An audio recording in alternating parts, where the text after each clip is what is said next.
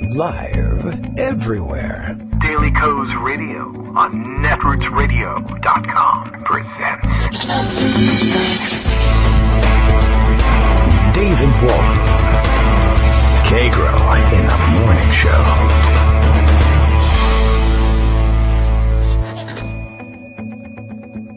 Now, here's David Waldman. Hey, good morning, everybody. How you doing? Just kidding. You should actually organize and vote. I don't care how your morning is going. Haha. Get it? Everything's just a big joke.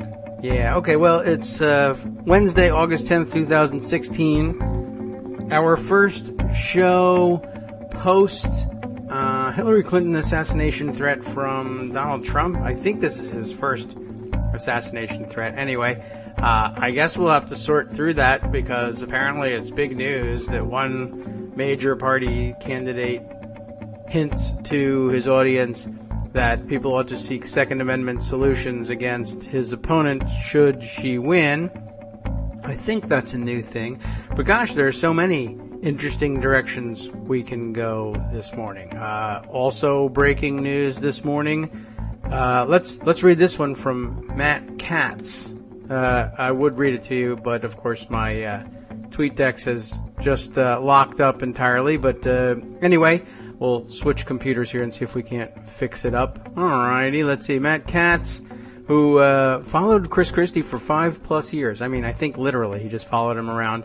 Now reporting on Trump for WNYC and NPR, and the author of a book on Christie, I guess written during the period where political reporters would write books on people they think might become the major party nominees for president, but then that never happened because toast, but you heard that here first.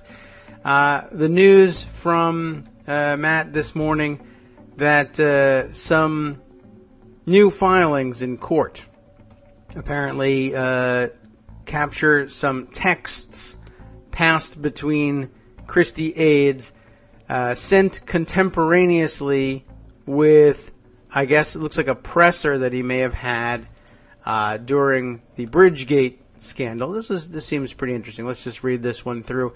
A reporter asking Governor Christie during his December 2013 press conference, "Governor, can you say with certainty that someone else didn't on your staff or in your administration act on your behalf for the lane closures for political retribution?"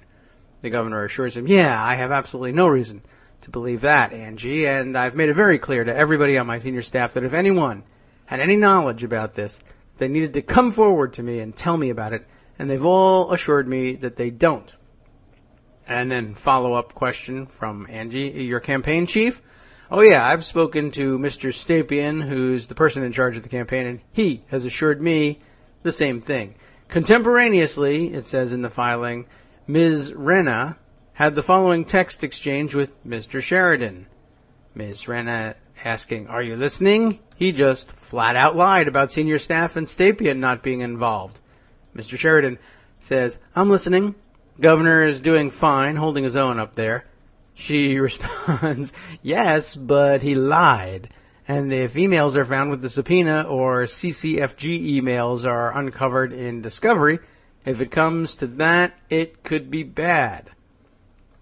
Well, it has come to that, except in a roundabout sort of way, and it is bad. So congratulations. Thanks very much for letting your guard down on that one. And yeah, it's a good question. Was she not thinking that maybe her texts could be subpoenaed as well? Well, people think weird things when they're living in the moment. Okay, so let's live in the moment ourselves here. Let's see, where were we with this? I had, now I have my TweetDeck locked up. We'll try and restart that so we can, get the morning started. We got a lot of stories that we could be going to. I guess we might as well note for the record that the Christie aides were in fact just kidding. They weren't really saying that the governor just lied, but rather when they said lied, they meant should get organized and get people out to vote, and that's what's really important, you see. Just as Donald Trump Yeah, that's, I think, the fifth round of excuses that he gave for that. We'll discuss that one, I'm sure, in more depth with Greg and hopefully later with Joan McCarter as well. In the meantime, we'll keep things light. Daily Kos Radio is live. Kagro X, that's me. David Waldman. Bill tells us, leads the nation in 2 hours of alternative medicine called therapeutic WTF / cupping. I think that's a nice, many alternative therapies that we practice here. Wow. All right. Well, let's see. What else can we round up just to fill out the morning? What kind of fire hose of news are we trying to drink from here? Epic gun fail. I mean, one of the absolute worst ever. I think it has this. Let me grab this news and let you know what's going on this front. Oh, look at this. Armando tells us he's listening to Kagro in the morning at 35,000 feet, which is an awfully high, as getting ready for the Olympic high jump, apparently. Terrific. You're doing well. Sounds like you got the whole thing wrapped up. And you'll have no problem there. All right. Worst gun fail story ever, I think. We can sneak it in before Greg comes to join us from Punta Gorda, Florida. Of course, Florida. A Florida man had to be involved in this one, and guess who he shot? A Florida woman. It's always the way it goes. Maybe one of the dumbest gun fails I've ever seen, but not the first of its kind. Long story short, I guess here is the Punta Gorda Police Department was conducting a Citizen Police Academy, which sounds like a great buddy movie until you get to the end here. Then it becomes murder mystery. Anyway, they were... The Citizen Police Academy is the sort of thing it's a volunteer opportunity. You know, so the citizens in the area can sign up, and you basically get a crash course in policing techniques. Not so that you can join the police academy, but so you get a better idea of what police do daily on their job. It's basically an opportunity for them to show you how tough their job is, and to help you get in sync with them and be more sympathetic to what they have to face in daily life and the way they conduct their job. And it's not a bad idea per se, but some of the things that they include in it maybe not well thought out. One of the activities is the shoot, don't shoot role-playing situation. Essentially, usually they do it in a simulator, and they give the citizen participants a simulator, a connected, electrically rigged up fake gun, and show you different scenarios on a screen, and you get to make you have to be the cop in the position of trying to decide whether you should use your weapon or not. Is it necessary? Can you use it successfully if necessary, or will you be shot? They decided for some reason to do this, I guess, with live action, and for some reason with a cop holding the gun and a civilian participant playing the role of I don't know what exactly in this scenario, but the kind of person that ends up with a police officer's gun pointed at them, apparently. So what the benefit of this was to the Citizen Police Academy, I have no idea. Maybe he was just demonstrating how the game was supposed to go. And, I mean, that's kind of dumb to start with, but I guess we can back our way into an explanation. What we have difficulty explaining at this point is why the police thought that it would be a good idea. I guess they probably thought, well, for added realism, you already know this is a bad idea, we'll use a real gun. But don't worry, because we'll load it with blanks, as opposed to leaving it unloaded and just saying the click and clack of an unloaded weapon will have to do for the for the excitement here. But instead somebody said, well, I'll load it with blanks, because then it'll make the blammo noise indoors right here in the middle of wherever we're having, and everyone will jump, and boy, is guns scary. And everything was going swimmingly until, I guess, at some point, the blood part, probably the police officer realized, oh, I meant to load this in with blanks, and I just didn't get around to it. Shot and killed a 73-year-old civilian woman participating in class, just to show how real guns really are for using simulated lethal force. Why you would conduct that without one of those dummy guns made out of orange rubber so that everybody can see that it's not real, I have no idea in the world. It's going to be some kind of inquiry, and man, I mean, I imagine the officer who did it is at home contemplating suicide, perhaps. I have no idea what's going on. But they've been put on administrative leave, in case you were wondering. The police have wonderfully dry language for incidents like this. And no, it's not the first time I've seen police officers in training simply neglect to use the dummy rubber guns and accidentally shoot somebody. And no, it's by far, it's far from the first time I've seen oops, I thought I loaded this with blanks accident. I've seen that half a dozen times or more. I think I've lost count of the number of times people, specifically accidents where people said, gosh, I thought I put blanks in there. I've lost count. Why blanks? Why anything? Why not just fingers? I really don't know. But man, do people think guns are fun and cool? And, you know, telling the story at home last night, and my wife just asking, how many times does this have to happen? And I guess that brings us to sort of the larger issue, which is these sorts of things occasionally make splashes in the national news when they're this ridiculous. But things like this happen all the time, and they're treated as local, gosh, it's such a tragic accident. And I don't know whether it really makes sense to say that it needs to be a national story every time, but that's what part of the reason for collecting these stories and telling you what's the raw volume of this stuff is, so that people, I assume this is the only way you get through to police departments. I really don't know. I mean, do we have to have special training? We have sensitivity trainings of all kinds. We don't have enough time for one. It says, you know, if you're play acting with civilians, why don't you just leave the gun in the holster and use something else entirely? And, I mean, God help the cop who says, what we really need is a loud noise added to this. And I've got something that makes loud noise. I'll just rig it up so it makes noise instead of killing people, and everything will be fine. Hang on just a second here. You're getting ahead of yourself. Too technical. Bang, maybe one of those flags that comes out and says bang if you really don't want to be stuck there shouting. I have no idea what's going on here, but this is a fully trained police officer who's going to have to answer for this one, and I have no idea what that guy's going to say.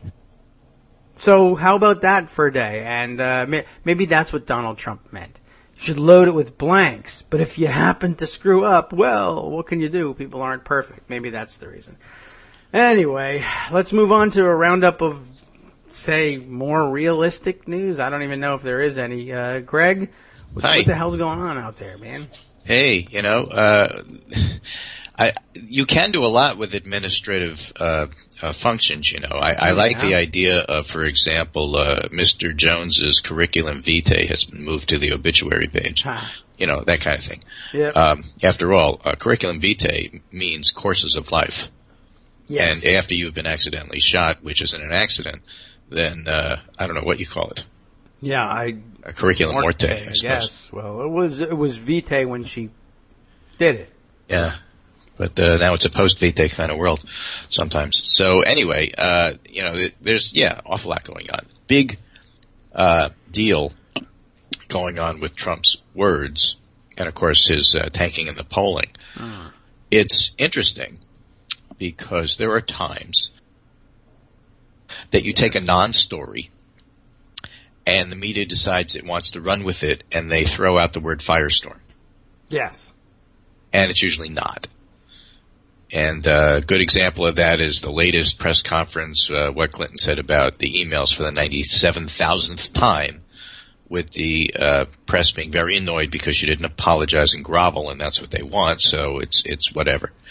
Trump says this crap about the Second Amendment, which, in my view, was a poor attempt to play to the Second Amendment crowd and get them to vote for him, probably knowing that the NRA was about to throw in a bunch of dollars in ads in his behalf, and it goes sour, and it doesn't work. And today is truly a firestorm. Yes. Truly. I mean, this is beyond the pale. You have John Meacham, you have Morning Joe, you have a whole bunch of people who are in the so-called neutral camp or the Republican camp saying this is completely, totally unacceptable. You cannot have a presidential candidate saying stuff like this. And it does not matter whether or not he meant it as a joke. It does not matter how you interpret what he said. The point is that it makes the environment for even discussing something like this normalized, which is exactly what happened to Yitzhak Rabin before he was shot. Yes.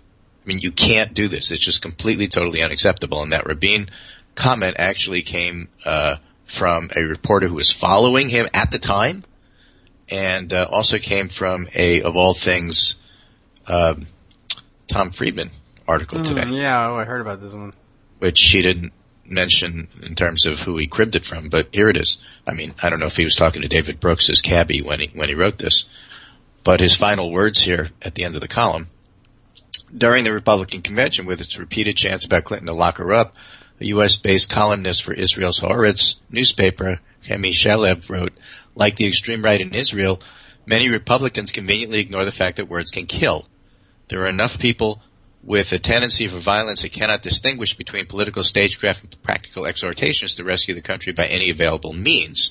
If anybody has any doubts, they could use a short session with Yigal Amir, Yitzhak Rabin's assassin, who was inspired by the rabid rhetoric hurled at the Israeli prime minister in the wake of the Oslo Accords. People are playing with fire here, he writes, and there is no bigger flamethrower than Donald Trump, which is why it's Farstar. Forget politics. He's a disgusting human being. His children should be ashamed of him. I only pray that he is not simply defeated, but that he loses all 50 states so the message goes out across the land unambiguously, loud and clear. The likes of you should never come this way again. Well, that would be great. Yeah, so let's find out what he really feels with follow-up articles, you know. In any case, that was today. And I think that pretty much, you know, the thing is, you have people who are actually trying to defend him. Yes. And that is just so bizarre. So I have this piece here by an English professor turned appellate lawyer, Jason P. Steed, on humor, and humor in air quotes. Okay. Which I thought was pretty cool. It's a short tweet storm, but goes like this. I wrote my PhD dissertation on the social function of humor in literature and film, and here's the thing about just joking, in quotes. You're never just joking. Nobody's ever just joking. Humor is a social act that performs a social function always. To say humor is a social act is to say it's always in social context. We don't joke alone. Humor is a way we relate and interact with others, which is to say, humor is a way we construct identity, who we are in relation to others. We use humor to form groups and to find our individual place in or out of these groups. In short, joking humor is one tool by which we assimilate or alienate.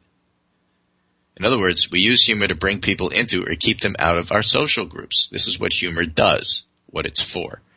And I'll break with that and give you just a quick example. We see it. I see it on the blog. I see it in real life. Let's say that I make fun of Donald Trump. Let's say that. Let's say I do it by saying, and the worst part about Trump and the thing that gets under his skin is he's going to be beaten by a girl. Okay? Minorly amusing.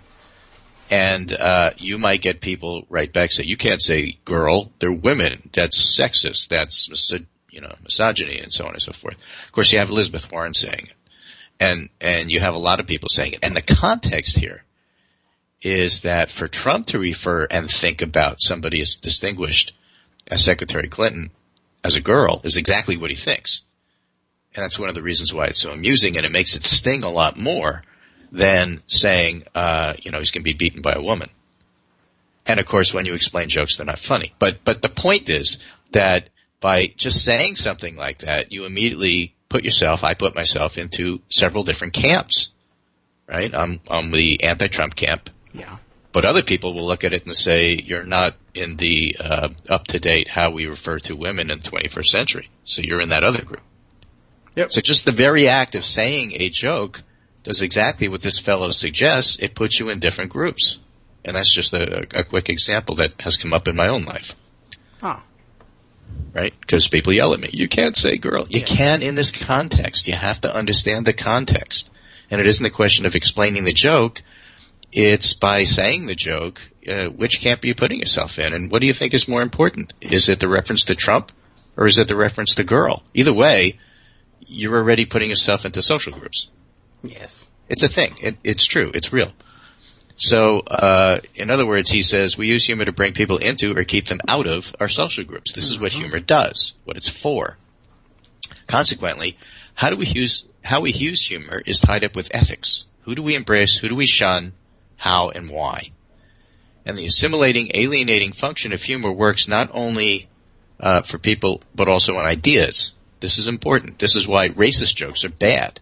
Not just because they serve to alienate certain people, but also because they serve to assimilate the idea of racism, the idea of alienating people based on their race, and so we come to Trump.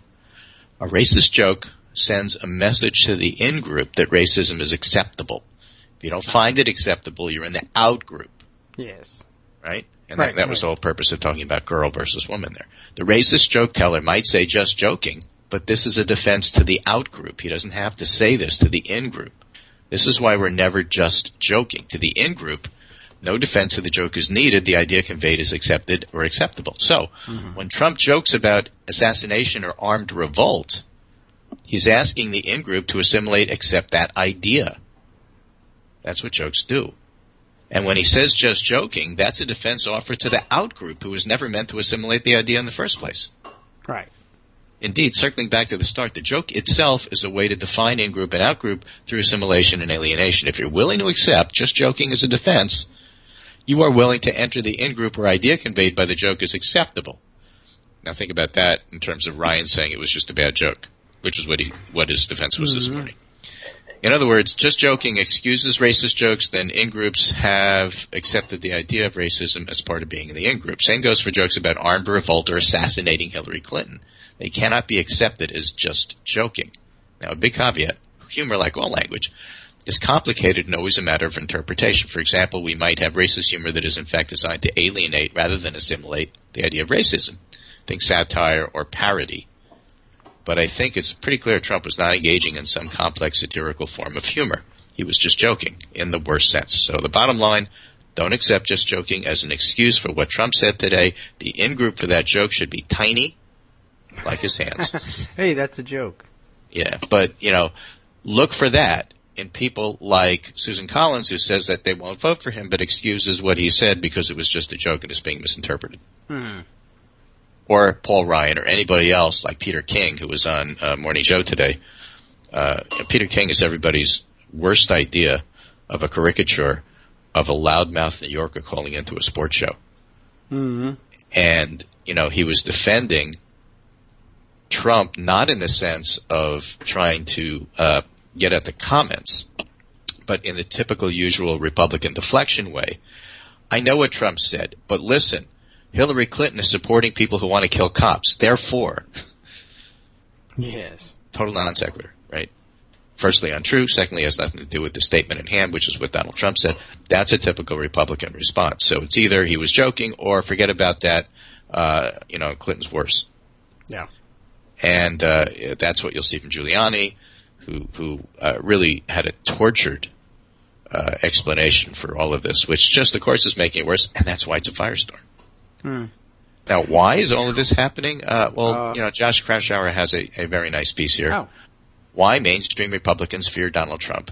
And you could make it even shorter if you want to, and simply look at the fact that if you look at polls...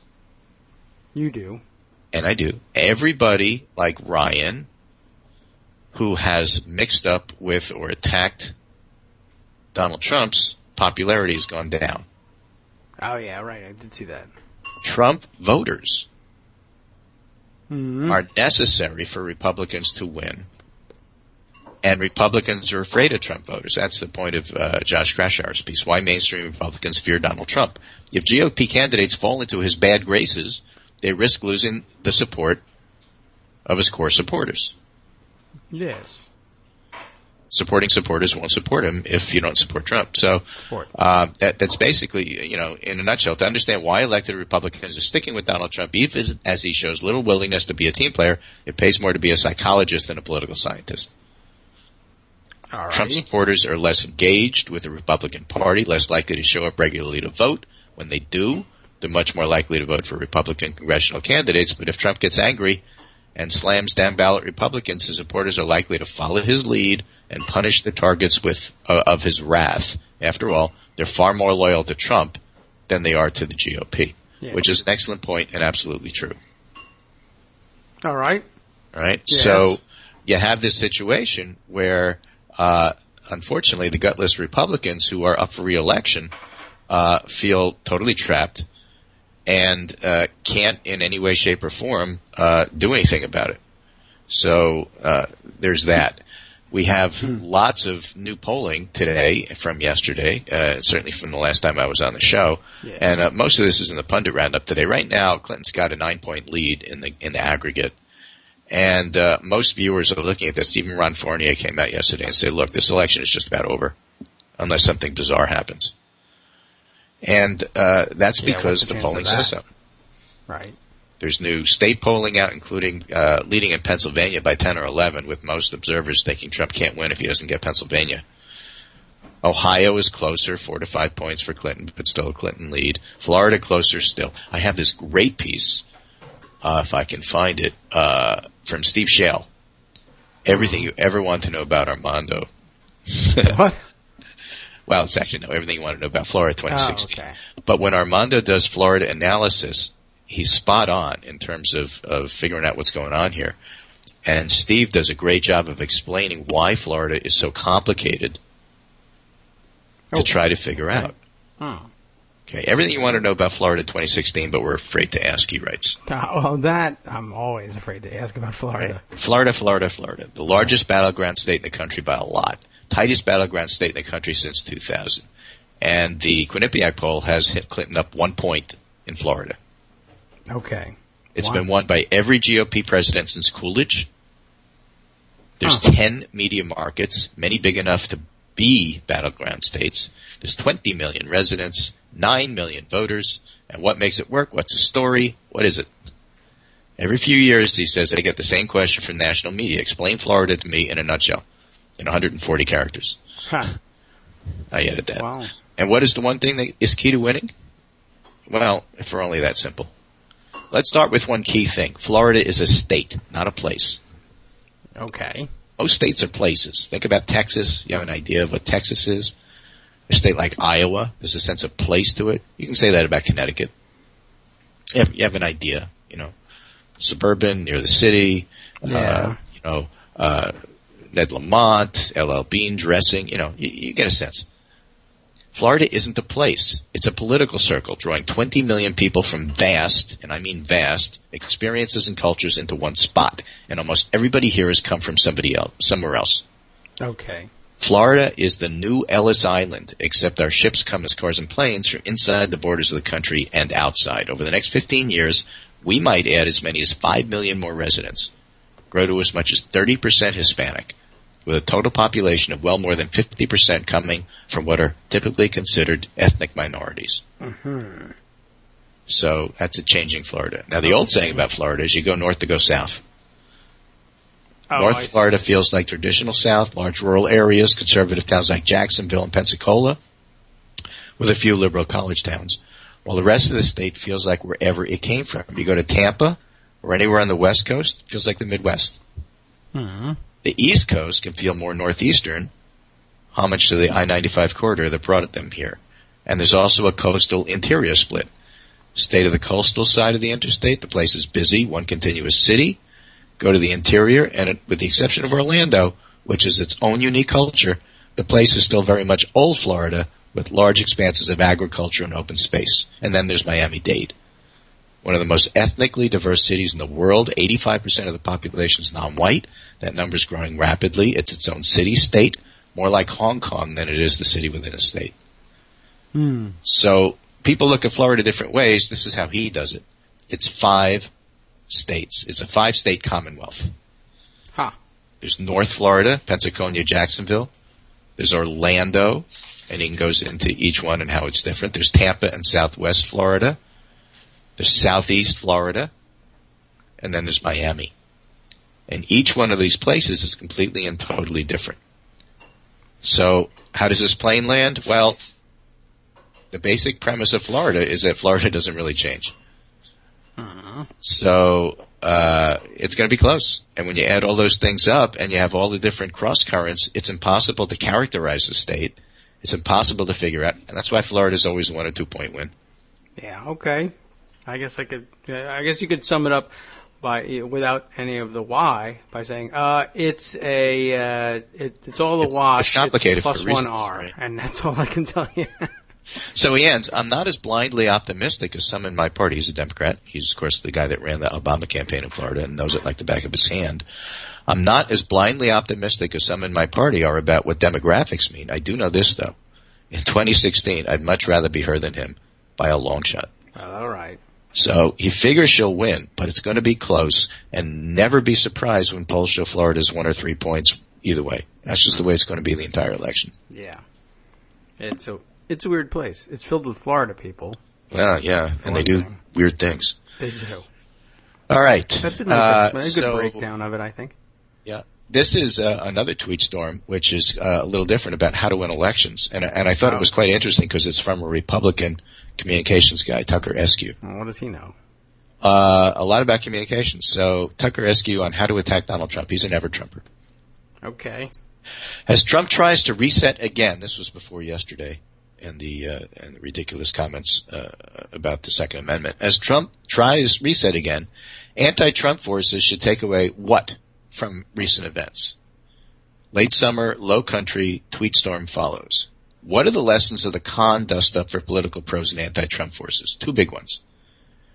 Ordinary folks can become far more powerful spokespeople for presidential campaigns than elites and elected. Mm-hmm. All right? So for me, that means, okay, you're going to have a lot of Newtown people talking out and speaking out about what Trump said yesterday. It's one of the reasons Chris Murphy took the lead, but it's even better if it's victims and victim families who have decided themselves, not recruited, but decided themselves that they want to be part of this, and there's plenty of them who will be excellent and articulate spokespeople for what Trump said. Just think about what happened with Gabby Giffords, for example. This is not new. Swift Boat veterans, he says, in 2004 and Joe the Plumber in 2008 dominated conversation for days. That's something he was a part of. Both Swift Boat Voters for Truth and Joe the Plumber went straight at strength of candidate's message and caused a big reaction. The cons had the trifecta of trusted institution, the military, surprising story, Muslim Gold Star, and emotion, real and righteous indignation. The second lesson, Donald Trump benefits when he fights with elites and politicians and suffers when fighting regular Americans. Sad. After all, how many politicians and elites has Trump rope-a-doped? Forget elites and politics. We were just talking about that. You fight with Trump, your numbers go down. But that's not the same with ordinary people. We've learned that Donald, he says, will respond to just about any attack, including regular Americans, real, like cons, or perceived, like babies. It's hard to repackage lightning in a bottle, but if I were plotting an anti-Trump strategy instead of just tweet storming, I'd focus on empowering ordinary Americans as spokespeople, people who have surprising stories and represent trusted groups. For example, a conservative American fighter who was at Ground Zero and was an anchor baby with Mexican parents. Forget about his term about anchor baby. He's a Republican. It's the concept. Or a female nurse, Gallup's most ethical, honest profession, who's a registered R and had to fight off sexual harassment in the workplace, who detests Trump's dismissive attitude to women and harassment victims. Tee him up and her to attack Donald Trump directly and hard. Make it a surprise Donald Trump can't ignore, like Joe the Plumber face to face. And it's hard to repackage lightning in a bottle, he finishes, but real surprises aren't overprogrammed. They're just capitalized on. Which is why it's legitimate for ordinary people to get up there and speak out about him. And they will say, oh, the campaign found him. It's not going to overpower the message, just like it didn't with the cons. Okay. Nice thought. Yes, it is a good, identifying those people and getting them on board, that's some work, but, well, it is, at least it's got a basis in reality. The con story is for real. It becomes difficult for him to punch back and not look like a loser. Yeah. It all works. So it's all there. And the other thing that helps this is a helpful media. I have a whole bunch of stories. We've talked about some of them on the show already about the media kind of turning on Trump and not being his best friend. And we have it. Okay.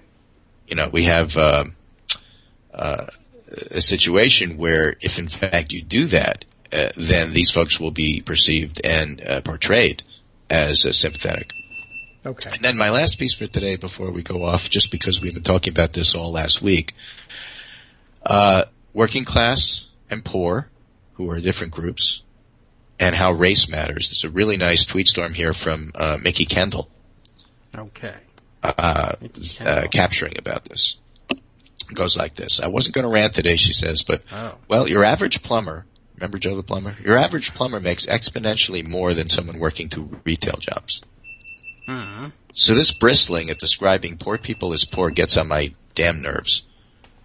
Working class people can afford housing and food and health care. Poor people in the U.S. might be able to afford housing, often shared, but food's a struggle and health care is unlikely. Be honest. So as long as we pretend that working class encompasses retail, fast food, and labor that doesn't pay a living wage, we don't have to deal with it. Her point being, that's not working class. That's poor. Yes. Also, this idea that white poverty is somehow more of a problem than people of color living in poverty, y'all come on now. The Chicago violence black-on-black crime narrative hinges on ignoring the impact of generational poverty on communities of color. Settlement houses, social workers exist because we understand decades ago that poverty breeds crime because crime pays bills. You can't get a regular job, or the only one you can get doesn't pay enough to live on. Vice pays. Dope boys are keeping the gas on. Racism means we skim right over why these white farmers in Ohio were running a major marijuana grow for a cartel, or who makes meth. Yes, I do. Well, that's huge. As white poverty increases, shout out to the insistence that tech doesn't need a formal degree, so does white-on-white crime. Guess why? You want to know why so-called black-on-black crime is decreasing? Look at the increasing number of educated black women. Matter of fact, look at the increasing number of white people on public aid, single largest group of recipients, by the way. And gee, the welfare queen myth means public aid budgets were slashed to the bone, so poor white people aren't getting enough money. But the face of the welfare queen, courtesy of Reagan, is a black woman, except we don't use it as much or as long, her being a black woman. Less than 5 years. Racism got white people to vote against their own interests. Slashing Social Security nets, safety nets, is bad for everybody, but especially white people. White poverty isn't exceptional or new, but the myths around it aren't sustainable. Can't sell, at least you're not black, when we flourish. This resentment of the success of people of color and the myth that affirmative action is unfair hinges on the idea that we're supposed to be poor. And her best tweet in the series. The best scam ever run on poor white people was the idea that their financial struggles are the fault of people of color and not rich white people. True, yes. And I broke my rule on tweets. It should be book topics, but I think I threaded it right. And I think she did. So, very nice. Very nicely done.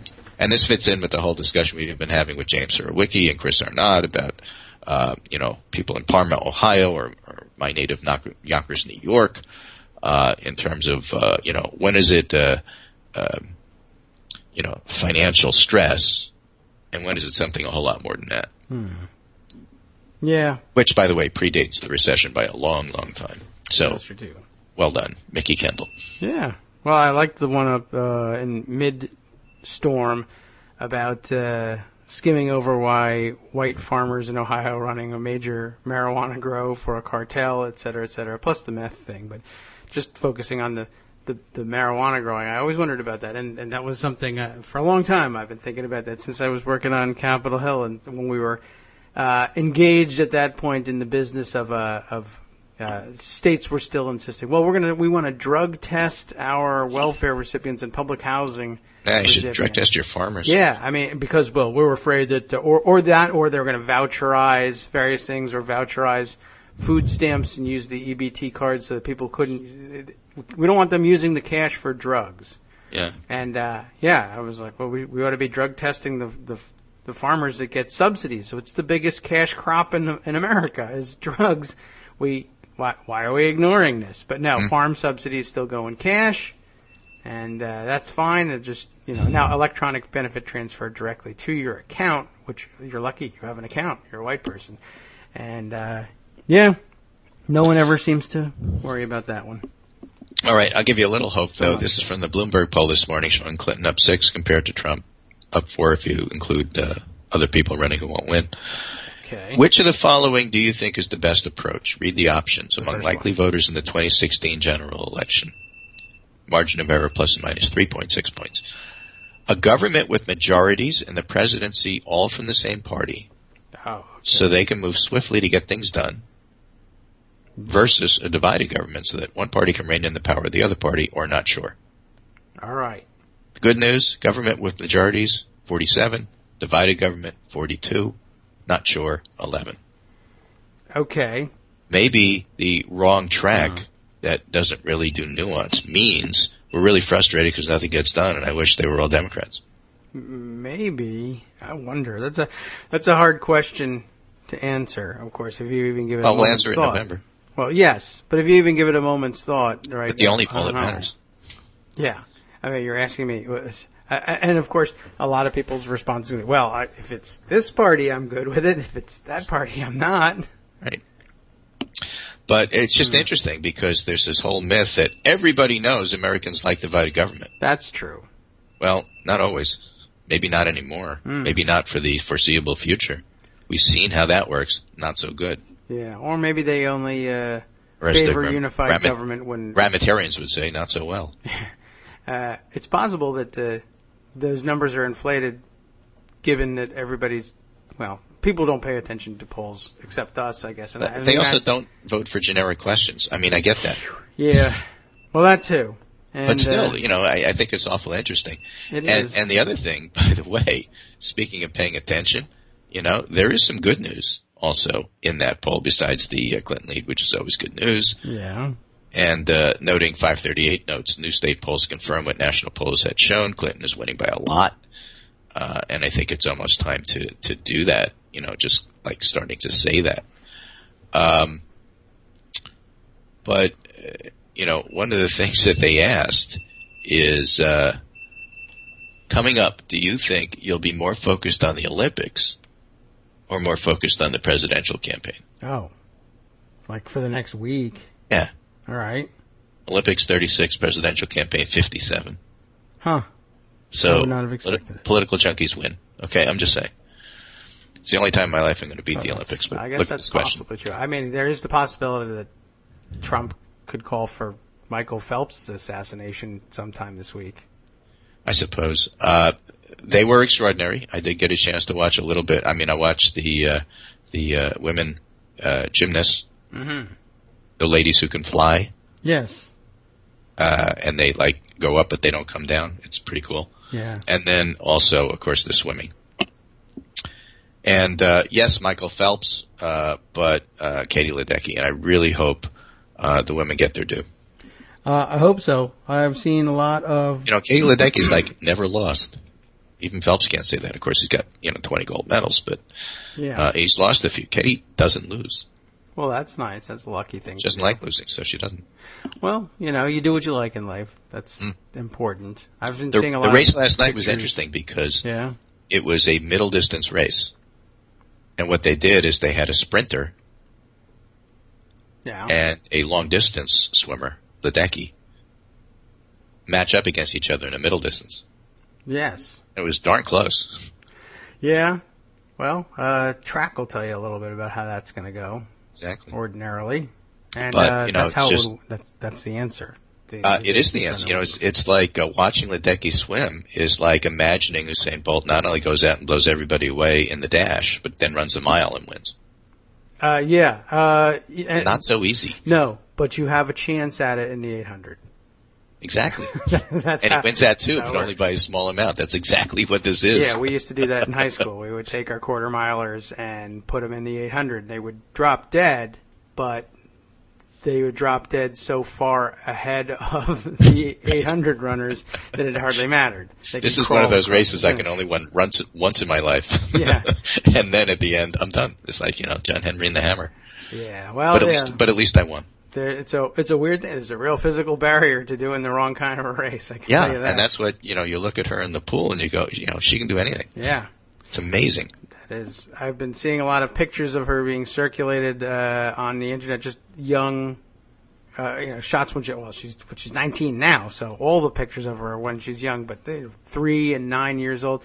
There was a shot of her meeting Michael Jordan when she was 3. I don't know what. Right, with a big, big grin on her face. And then when 9 years old, getting an autograph from Michael Phelps. I don't know whether maybe that's one of the ways they kept her motivated in sports, keep bringing her to meet sports figures when they come around on tour. Right. But, of course, the other thing that's floating around, too, Simone Biles, the incredible American gymnast. There's like a video of her at 6 years old doing the same routine. I haven't seen that one. It's incredible. Take a look for that. I mean, even at that age, she was something extraordinary. It is amazing. The other thing I've seen is they've been circulating a lot of video of routines, gymnastics routines that won gold medals back in the old days. Yes, like especially the vault. That was just fantastic. I see they turned the horse the other way, too. That was interesting. Yeah, in the old days, back in the 30s, in order to win the vault, you had to not fall literally jump over the horse. Yeah, that was basically, and although on close inspection, I said, oh, well, actually they're vaulting the long way on the horse, and the guy doesn't split his legs apart to bring them down. So it's a long way to have to vault and keep your legs behind you before you're allowed to bring them down. Whereas the pommel horse, routine is a little bit more intricate these days. Yes, that's definitely true. But I think maybe I should have been a 1930s Olympian. Sure. Oh, there's just one more thing I'll throw in there. There was a great show on the air the other day about taking modern athletes and giving them old school equipment and conditions and seeing how well they do head to head against the times of the old athletes school in the day. And how did they do? And it's surprisingly difficult. They take a guy who a current world class 100-meter sprinter, ranked about 3rd in the world or so. But then he realizes, okay, you're going to be competing against Jesse Owens in his time. Yeah. And okay, well, a 10 flat 100, these guys are like, yeah, I can run a 10 flat, sure, any day you like. Okay, now take off your shoes and then put these on, and they're flat and no arch support, and they just have basically nails sticking out of the bottom. Right. And guess what? No starting blocks. What do you mean no starting blocks? Well, no starting blocks, and you're going to run on a dirt and cinder track. And for starting blocks, put your feet down. We're going to dig holes. Yeah, we're going to give you a little trowel, just like in Chariots of Fire. And you got to dig it yourself there, or maybe you can have an assistant help you out. And then you realize it's dirt and cinder track. It's like running on the beach. The surface just falls away beneath your every footstep. Every time you push off, you slide. And, so this is a guy who runs, 900 meters, gets out there and runs an 11 flat. Loses to Jesse Owens by almost a full second under the same conditions. I mean, of course, Jesse Owens got to train in those conditions. And of course, I don't know what it's like to swim in, 1930-style water. Oh, yeah, well, it was wetter then. So, it was, maybe a little cleaner, too. That's definitely true. We'll have to tune in tonight. Because if you ask the Columbia, cruise shell or sculls. Oh, yeah. Right, who have to train in the Hudson River now, I think they'd rather have 1930s water. Yeah, that may be true. Wow. Well, there was a Connecticut, I think I told you, Connecticut kayaker who's down there, and they were asking him, a local reporter on local TV here was saying, are you worried about the water quality in Rio, where you're going to have to race? And he just looked at him and said, if I'm in the water, I'm doing it wrong. That's true. So they did have a crew capsize, which is extraordinarily rare in the Olympics. Yeah, you're not supposed to do that. No, you want to be in the boat and on top of the water. And I think the normal rules are you're supposed to, under competition conditions, you're supposed to have to swim back to your boat, right it, and finish the race if you want to go on. And I think they gave him a special pass on that one. Just pull him out of the water and give him a tetanus shot right there. Yeah, that's some bad news down there. But but the same conditions, in the Hudson River where Columbia trains. Yes, that's true. So stay out of the water. Or the East River, I should say. Oh, okay, yeah. The Hudson's a little too busy for that sort of. Yeah, rowing, isn't it? they train on the East River side, but still, same concept. Still the same river, just different branch. Yeah. I'd stay out of it if I were you. It ain't clean, that's the point. Yeah. Anyway, that's my segment for today. A little Olympics mixed in with a little politics. Good to be back. Thank you so much. And I hope Joan's on later. And if so, say hi. Yes. And I'll be back tomorrow. We'll do it again. Okay. More news. Yeah, well, Trump will do something. Yes, that's probably. the thing. Trump is not going to change. That's what Susan Collins said. She's right. Yeah. And by the way, I have to add, in terms of this whole background, don't forget, he's got a guy in his campaign who's an advisor who suggested at the convention in Cleveland that firing squad for Clinton. Yes, and right. At these rallies, you do have people yell out, among the other things that they yell out, is kill her. Yeah. So, this is real, not a joke. And we know about jokes. We learned about jokes today. Yeah. So that's the story. Take care, and I'll talk to you tomorrow. All right. Thanks very much, Greg. Good reminder. It's sad when we're explaining humor and explaining jokes, but that's what we do as wonks, I guess. But I was wondering about that and the jokes and the either just kidding or I meant something completely different and you're taking it the wrong way reminds me a lot, of course, of the Gabby Giffords excuse that it's surveyor's marks, not crosshairs.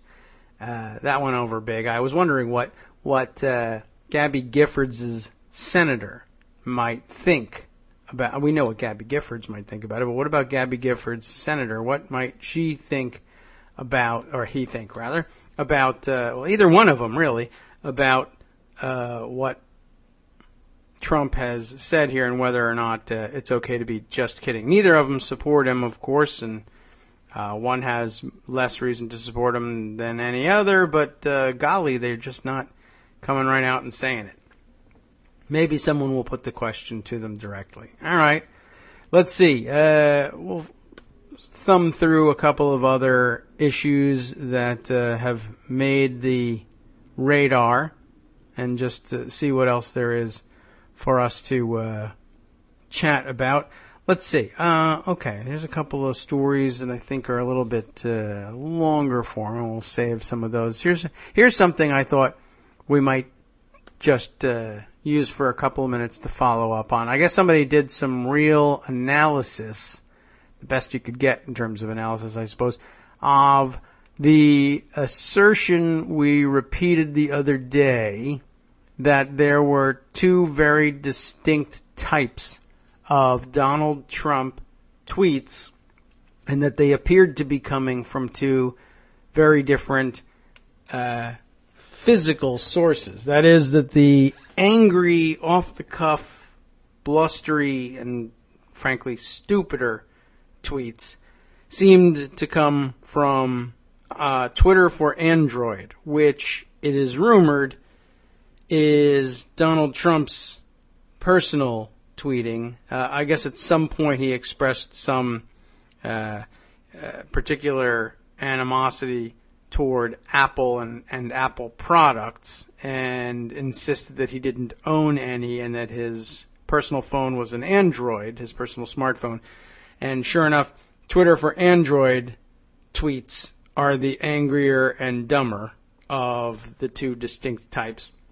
Then there are also tweets that pose a particular problem for somebody who, swore he didn't have an iPhone. There's Twitter for iPhone tweets going out too. It wouldn't be unusual for somebody to have two different smartphones, of course, but to also have two different writing styles, well, I don't know about that. Plus, of course, I guess it wouldn't be unusual for Donald Trump to say, I hate Apple products, but then actually have an Apple product. That's not that far afield either. But people have noticed the distinct difference between the two kinds of tweets. And now, David Robinson. Robinson is a data scientist at Stack Overflow. And I don't really even know what that means. But data scientist, I have some inkling of what that might mean. He wrote a text analysis of Trump's tweets, and he says it confirms that he writes only the angrier or Android half of those tweets. He begins by saying, I don't normally post about politics. I'm not particularly savvy about polling, which is where data science has had the largest impact on politics. But This weekend I saw a hypothesis about Donald Trump's Twitter account that simply begged to be investigated with data. And he has two, a tweet that is embedded. It comes from Todd Vaziri. Who is Todd Vaziri, by the way? In case you wanted to follow along, it's T. Vaziri, V-A-Z-I-R-I, an artist and sometimes supervisor, it says. Made 2 Star Treks, 2 Impossible Missions, 2 prequels on Avatar 3. Okay, very interesting. So, interesting background. Anyway, he's the one whose tweet Robinson says he saw. I don't think I saw that particular tweet. But anyway, this guy had put 2 different types of tweets into his tweet and said every non-hyperbolic tweet is from iPhone, his staff. Every hyperbolic tweet is from Android, from him. So, Robinson then continues. When Trump wishes the Olympic team good luck, he's tweeting from his iPhone. When he's insulting a rival, he's usually tweeting from an Android. Not always, but when he's insulting a rival and it's coming from the iPhone, it's usually a set piece, like a referral to an outside video or, visual meme or something like that. Is this an artifact showing which tweets are Trump's own and which are by some handler? Others have explored Trump's timeline and noticed this tends to hold up, and Trump himself does indeed tweet from a Samsung Galaxy. But how could we examine it quantitatively? Okay. I guess we'll let me just break here just to note everyone what the alarming noise was. Is Joan letting me know, not certain that she can join us today. So, they're a little shorthanded over at the front page, it being August, and these things happen, and sometimes unscheduled emergencies arise. Occasionally a scheduled emergency, I suppose, might arise. Why the hell not? We try to do any kind of emergency we can. So, we'll see. Okay, don't worry about it too much, Joan. If you can, great. If not, no problem. If you've got some story ideas or you want to point me to some of the things you might have wanted to discuss, I'd certainly be happy to pick some of those things up. Otherwise, I'll just comb through the front page and pretend you're here and hope they don't cart me away. I'll do both voices too. I don't think I could do Joan's voice. Armando notes, this is Joan, you should know that the minute you say that you might not be available, Armando says, I'll do it, I'll take it. So I'm not sure what that means, but it's something deep and meaningful. We may take you up on that, Armando. Is there something in particular upsetting you today, like assassination threats? All right. Well, I'll hold the door open for any. And frankly, if you change your mind, and Armando is already on, Joan, if you change your mind or find you're free, call in anyway. There's no reason why we can't do this with everybody. In fact, it goes for all of you. All 200 or so of you who are listening should all phone in at once, and we'll all just have a giant party one of these days. I wonder if I could set that up.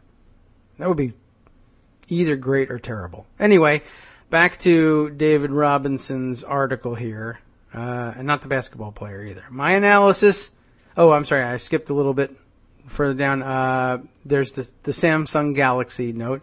How could we examine this difference quantitatively? He asks. I've been writing about text mining and sentiment analysis recently, particularly during my development of the Tidy Text R package with Julia Silge, and this is a great opportunity to apply it again.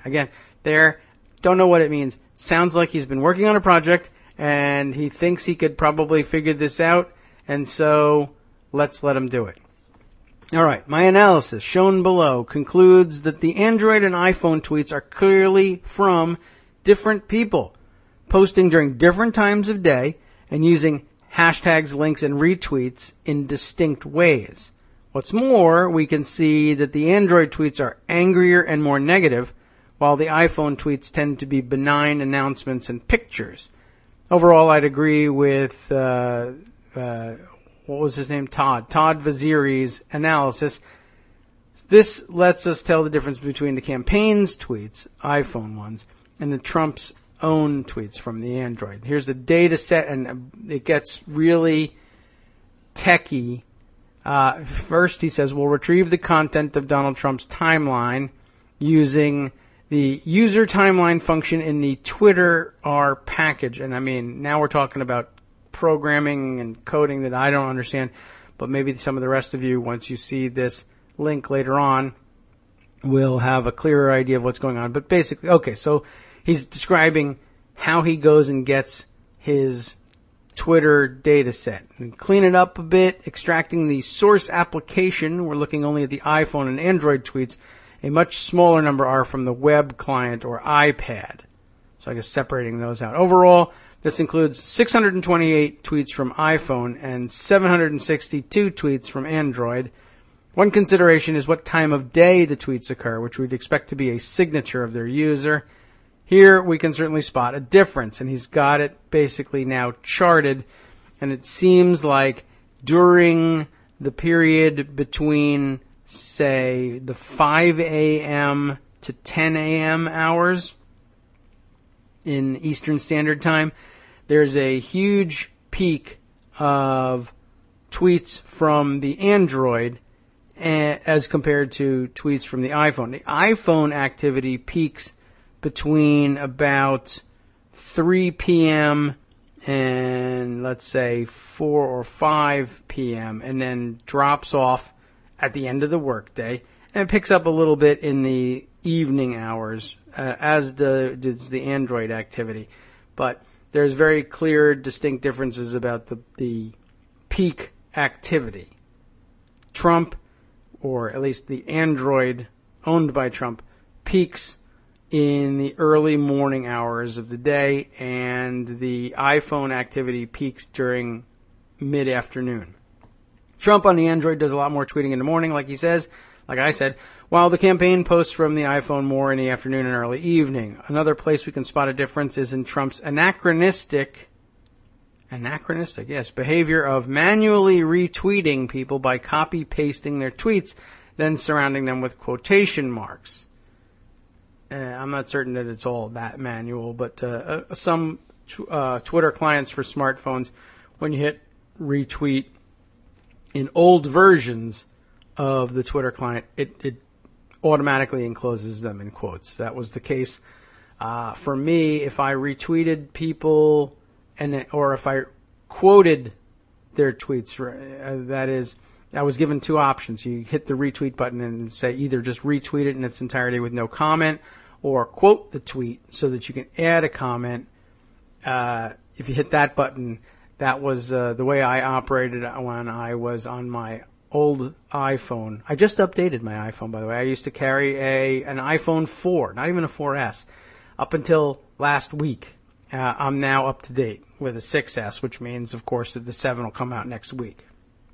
Anyway, almost all of the tweets are posted from the Android when the manual retweet is being used.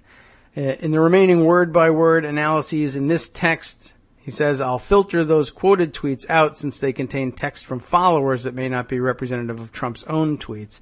Somewhere else we can see a difference involves sharing links or pictures in tweets.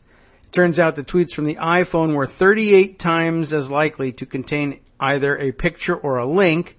This also makes sense with our narrative. The iPhone, presumably run by the campaign, tends to write announcement tweets about events, like this one here, which is a thank you, Windham, New Hampshire, with a picture of the rally.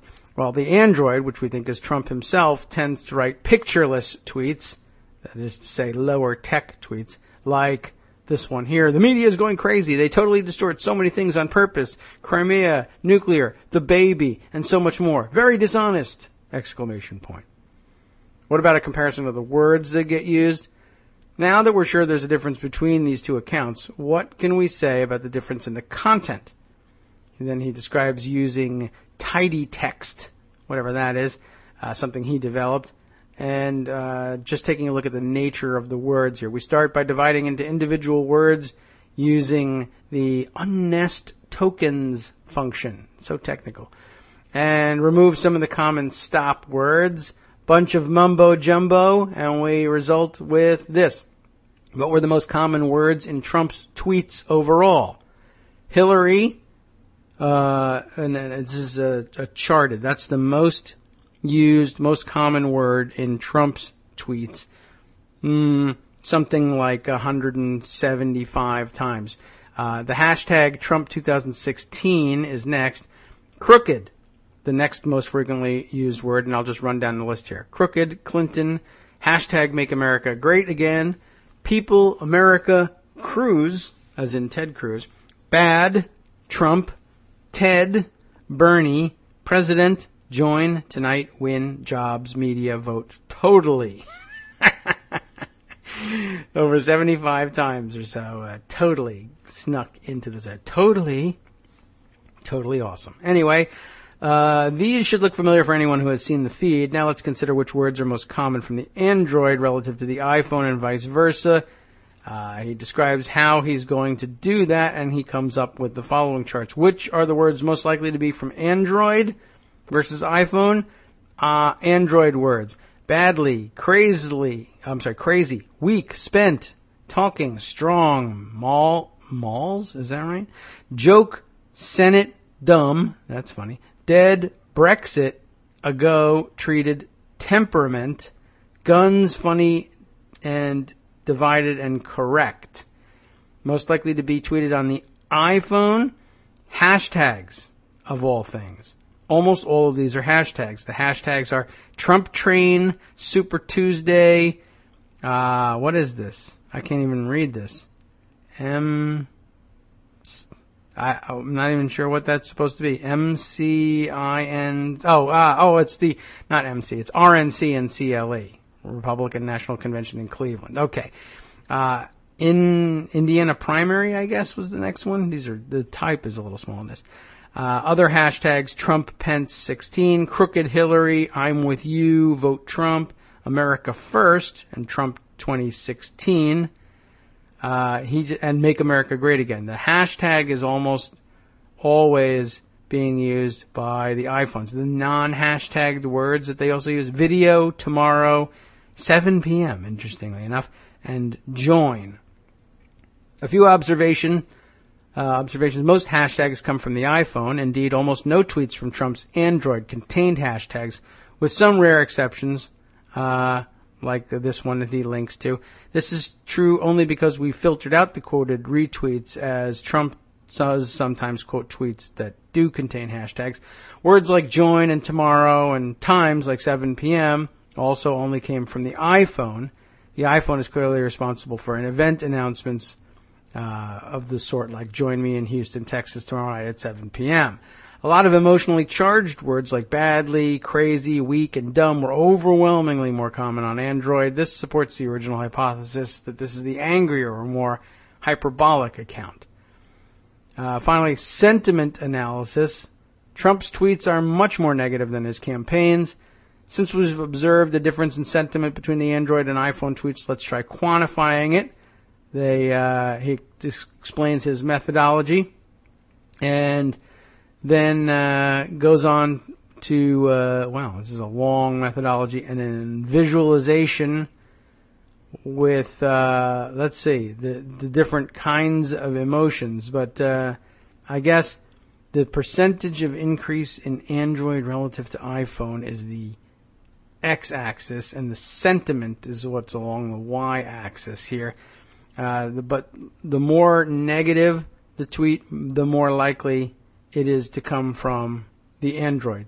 The more it expresses disgust, that's the thing most likely to have come from an Android, if I'm reading the visualization correctly. Sadness, fear, anger, all tend mostly to come from the iPhone. The lower percentage, that is, the more likely to, those appear to come from the Android. The more likely iPhone tweets are the ones expressing anticipation, surprise, trust, positive feelings, and joy. That's actually, joy is like the least likely thing to be tweeted by a Trump account no matter what. Thus, Trump's Android account uses about 40 to 80% more words related to disgust, sadness, fear, anger, and other negative sentiments than the iPhone account does. The positive emotions weren't different to a statistically significant extent, I guess. They just don't use them enough. The universe is too small. We're especially interested in words, in which words drove this different sentiment. Let's consider the words with the largest changes within each category. That's very interesting.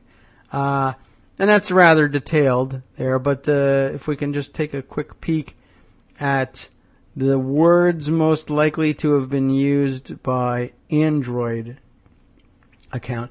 Badly, crazy, lost, worst, disaster, lie, bad, killing, unfair, tough. What else? Fight, worst, disaster. You get the idea. Whereas things like safe, winning, true, wonderful, and love, and things like that, almost all come from the iPhone. The conclusion, of course, I think we all have seen it coming, is that, he says it this way. I was fascinated by the recent New Yorker article about Tony Schwartz, Trump's ghostwriter for The Art of the Deal. Of particular interest was how Schwartz imitated Trump's voice and philosophy. And it's quoted here. In his journal, Schwartz describes the process of trying to make Trump's voice palatable in the book. It was a kind of a trick, he writes, to mimic Trump's blunt, staccato, no apologies delivery while making him seem almost boyishly appealing. Look back at the text now, and Schwartz says, I created a character far more winning than Trump actually is. Like any journalism, data journalism is ultimately about human interest, and there's one human I'm interested in. Who is writing these iPhone tweets?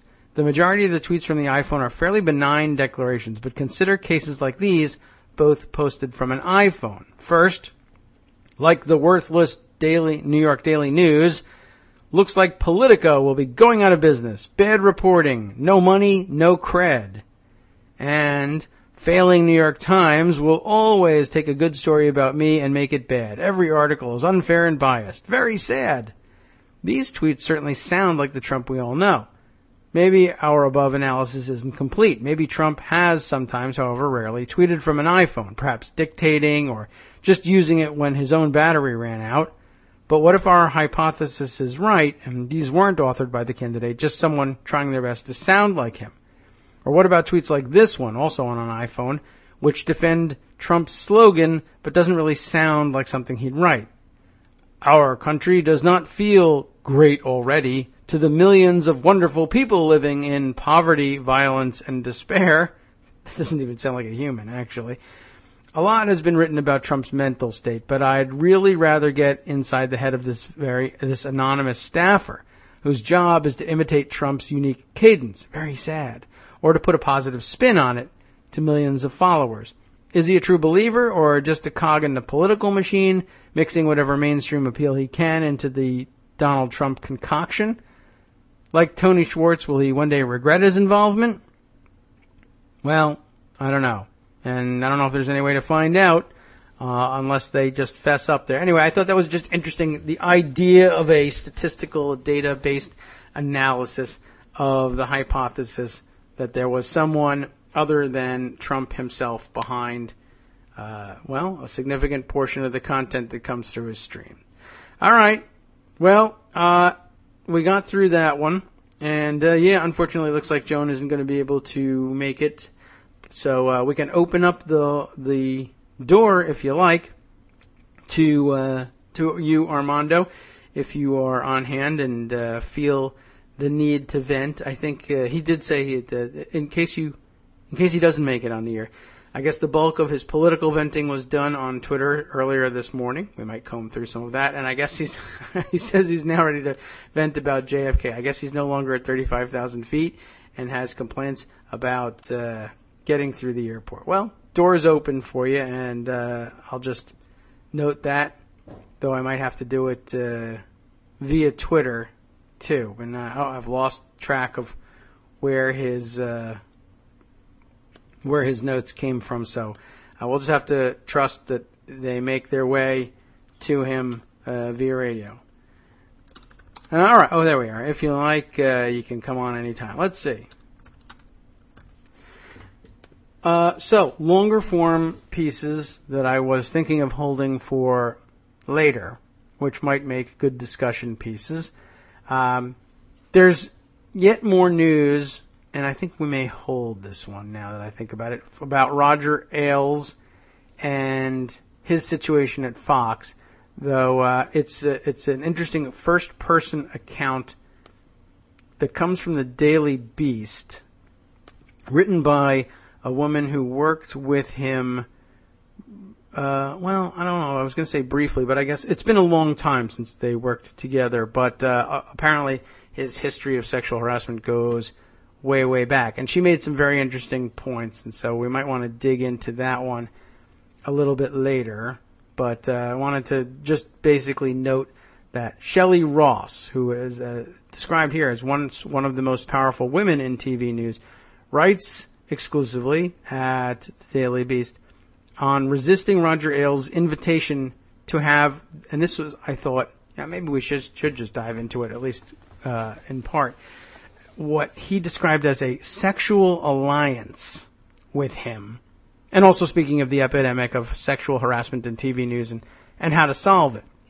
I first saw that there was such a report as it was excerpted in and discussed in The Guardian, but I thought I'd go right to the source here and look at the Daily Beast piece, because it's very interesting in a number of respects. Let's run through it and I'll show you why.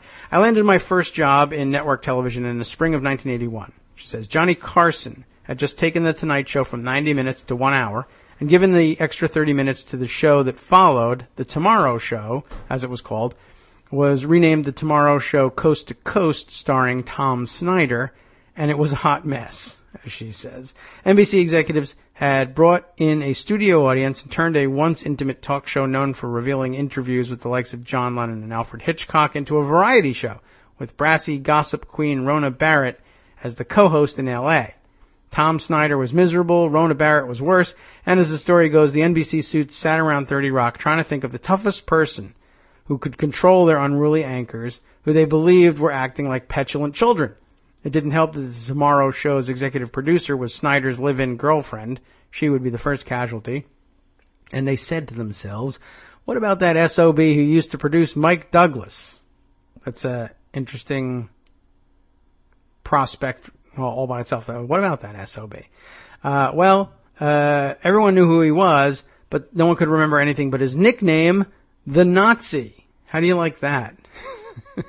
They knew even then. Eventually they did track down Roger Ailes at his political consulting firm and hired him. I had recently moved to Los Angeles from Florida, where I'd worked for the National Enquirer and the Miami Herald, among other papers, and breaking into television had been a struggle. After knocking on doors for 6 months, my first big break came in the form of an ABC 1-hour special hosted by David Frost that was designed to be the 60 Minutes of the entertainment business.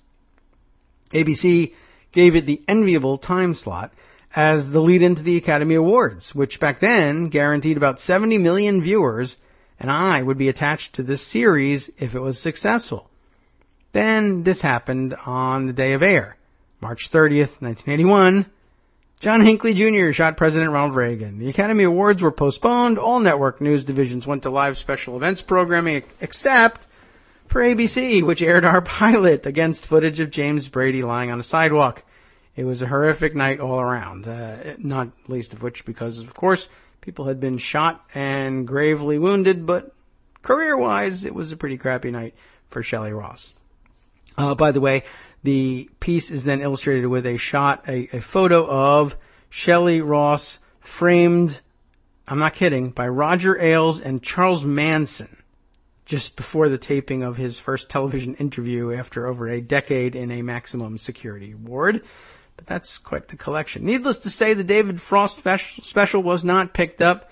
Then, destroying most job prospects, the Writers Guild went on strike over revenue streams from pay TV.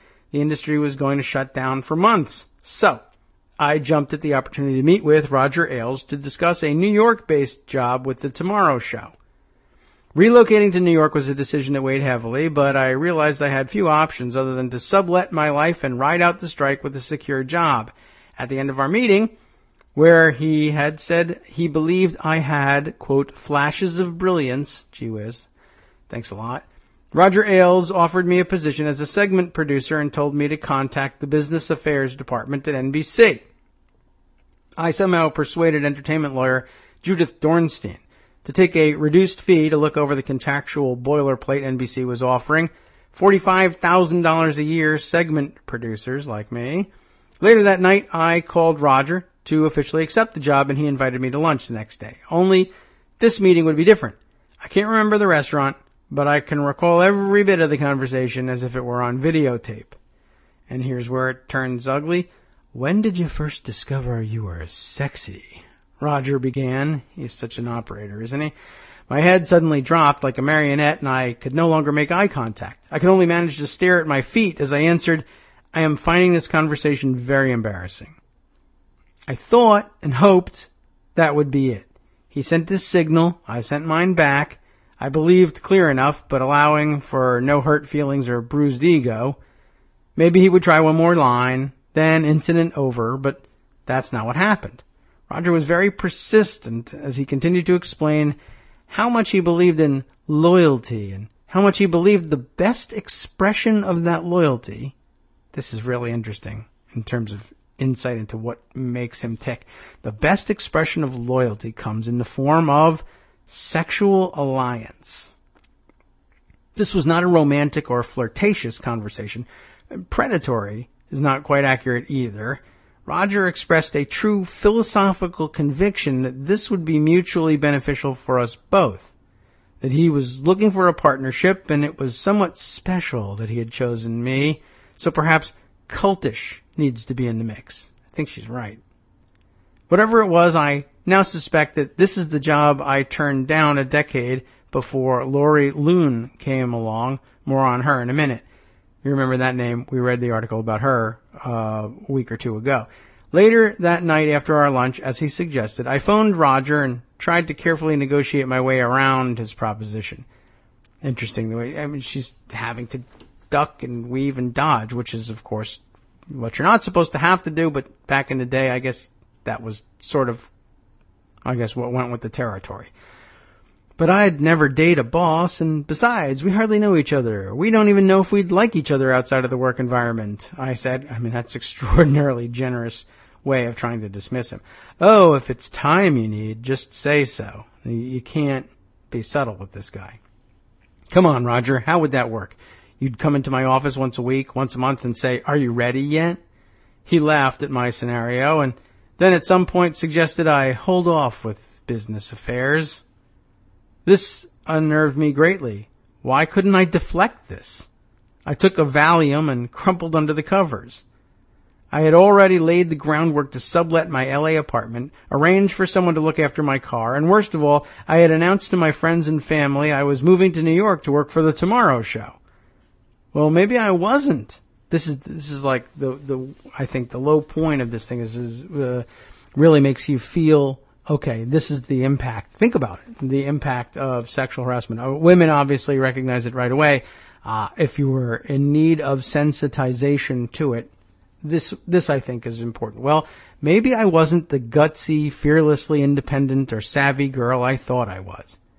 I'd traveled around the world on assignments, been an editor at age 24 and a property owner by 25, without any family financial support, and, again, the industry strike, I felt truly vulnerable for the first time. Sometimes I think it's the law of the jungle.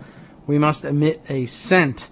The next morning I phoned Judith Dornstein to tell her not to bother having any further conversations with business affairs. She went directly to her boss. This is an extraordinary intervention here. She went directly to her boss, the senior partner in the firm, who phoned me outraged. He said he would fix it, and everything that happened next happened without my instructions or authorization. This is like the last time that we know of to date of Roger Ailes getting called out for this. Check this out. The senior partner was Henry Bushkin, who had been Johnny Carson's lawyer for years. The clout he wielded at NBC was incalculable. You really lucked into it with this guy. He phoned the NBC network lawyer, Mickey Rudin, who was better known as Frank Sinatra's attorney. Back in the day, these guys could talk to one another this way. Rudin phoned Ed the Hook Hookstratton, who was Tom Snyder's attorney. They all made a conference call to Roger Ailes. Then, back in his 30 Rock Corner office, Hookstratton began, Roger, we're calling you because you have a little boy-girl problem that's come to our attention. This is 81, 82. He proceeded to lay out the details. Hey, I'm single, Roger protested. I suspect the three attorneys then proceeded to explain why his marital status didn't matter. I don't know what else was discussed, but after that conference call, Roger's goal was now to convince me to take the job. The next day, I was flown first class to New York to speak with Roger again. It was intimidating for sure, and I no longer wanted to move cross-country under these circumstances. I thought I would look him in the eye and at least say, "You don't treat women in the workplace like this." But, of course, it didn't really go quite like that. When I arrived at his office, I had to throw out the script I had rehearsed in my mind during the flight. Before me was a man no longer larger than life who was falling on his sword. "Please forgive me, forgive me. This must be middle-age craziness." I guess it would never happen again, right? "I can't believe what I did, how I spoke to you. Please come to work for me, and you can be assured that's one problem we'll never have. You are still the best candidate for the job." We spoke at length, and even though I knew he had 3 high-powered attorneys with a gun to his head, I believed he was genuinely sorry. So she goes on, she takes the job. Everything is working out fine. They have some big hits in the first couple weeks of the show. But back to Roger's expression, sexual alliance, she says. And Armando, I appreciate your patience there. Hang on a second. Yeah, I've read that story. Oh, yeah. Okay. So you know, this is an important one. I know what you're talking about. I hope this is not the phrase that's pulled into the headlines. It was, of course, just because it sounds creepy enough to go viral. There's a lot more to this story and a lot more to Roger Ailes, who cannot be painted with one simple brushstroke. Sexual harassment in network and cable television has prevailed for decades. It has many faces, genders, and legions of enablers. No one has yet nailed the pervasiveness, the bigotry, the diminishing and oppression of over half the population in the workplace. No one has nailed the ideas lost, the creativity missing, the damage done. There's an enormously important bit here. And you think back to the moment that I highlighted just a little bit earlier, where she basically, she comes this close. Here she becomes one of the most powerful women in network news. There's this one moment where all she can do is take a Valium and crumple under the sheets and question everything about herself. Maybe I'm no good. Maybe I'm not the strong, powerful woman I thought I was, the up-and-comer. Maybe I'm just an idiot like every other girl who's been destroyed by people like Roger Ailes. I'm no better. I should just quit this industry. Luckily, thankfully, she has this intervention by these high-powered attorneys. Anyway, I thought that was an extraordinarily important piece of the puzzle and wanted to add it in there. And I'll give you all the link. There's plenty more to the story, including the rather surprising bits about other kinds of sexual harassment she encounters in the workplace and the people who do it. But let me put that on the side burner for the moment. I just wanted to at least give you a taste of this really interesting and detailed and nuanced view of sexual harassment in the television news context in particular. And, yeah, of course, it also adds to the context on Roger Ailes. So I want to continue adding to that picture because it's still one of the... I don't want that story to burn out. It really is extraordinarily important to get a picture of what kind of entitled jackass and predatory monster, even though she doesn't want to use the word predatory on her situation, ran our politics, dictated American political tastes for a quarter century, and will continue to do so, even though he's not inside the CEO suite. Don't lose sight of that. Armando, flying, up from Florida again? No, I landed. I'm actually on the Van Wyck Expressway, just past the Trump Pavilion Nursing Home. Is that right? Yes. I didn't even realize there was a nursing home. Well, that must be a fabulous, classy nursing home. No, it looked like a dump. I think it's probably one of Fred Trump's old problems. Oh, yeah, maybe. That makes more sense. Okay. Right. So what's up this morning? JFK, not a good experience for you? Actually, the one thing about that story you were reading, and I don't know if she talked about it in the story, but at least on Twitter, someone said this very same woman was very critical of Gretchen Carlson. Is that right? You know what? I'm not on. Okay. I'd like to hear more about that part of it, but I don't have. I don't think I saw that either, in the story. But I did notice the other day that it was pointed out that when it came out that Andrea Tentaros also was making accusations against Ailes. She wasn't critical of Gretchen Carlson, but she had been critical on the air in general of other people, other women, claiming sexual harassment in other situations, and basically gave the Fox line on those things, which is that that's all baloney and the women are publicity seekers. And all the while, it's happening to her. Although that seemed to make more sense in the Andrea Tentaros scenario, in that, okay, well, she's trying to survive in a sexual, a unsafe work environment where there's sexual harassment going on, and I guess sometimes part of the psychological deal is you just bury all the details and hide. But I will say that this woman who's written this piece, Shelley Ross, seems, at least now, to really have her head together. So I'm not sure what would make her so critical of Gretchen Carlson. But I don't think I saw that in the story. Any mention of Gretchen. Again, it was a Twitter thing, so who knows if it's even true. I wanted to run that down before I throw too many bouquets at the person, because if she went through all that and then had bad words for Gretchen Carlson, that seems a little. That would be weird, to say the least. Well, she does have some other very interesting things to say. I did read through it the other day, and I don't recall. I don't think she mentions it there. It's not surprising, and maybe it's wrong. Maybe whoever tweeted it out, but said it was they're trying to got it wrong. her. They got it wrong, so I shouldn't besmirch her, because I haven't nailed it down, but I did want to lay that caution. Well, take a look. It may have been in the Guardian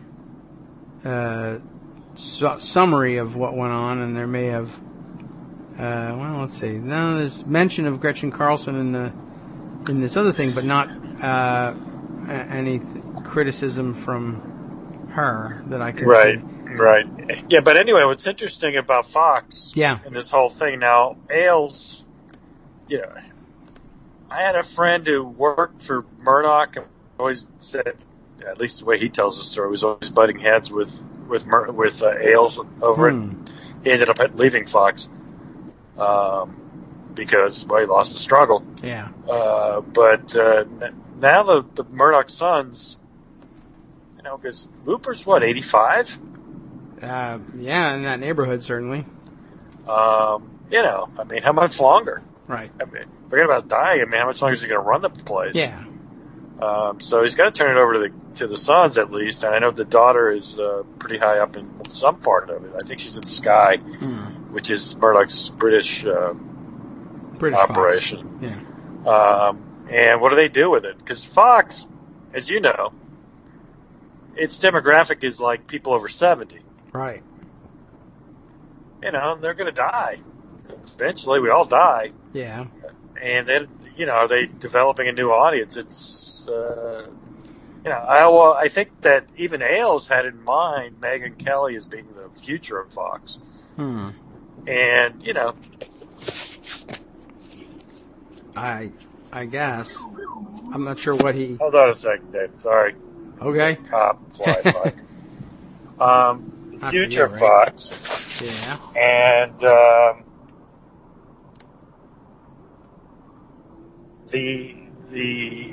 I would think that's still the plan, and she's a little less foxy. Fox in like the Fox Ailes News type sense. Oh, I see. Not in the she's in she's an attractive woman, obviously, style. But you know what I mean. Yeah.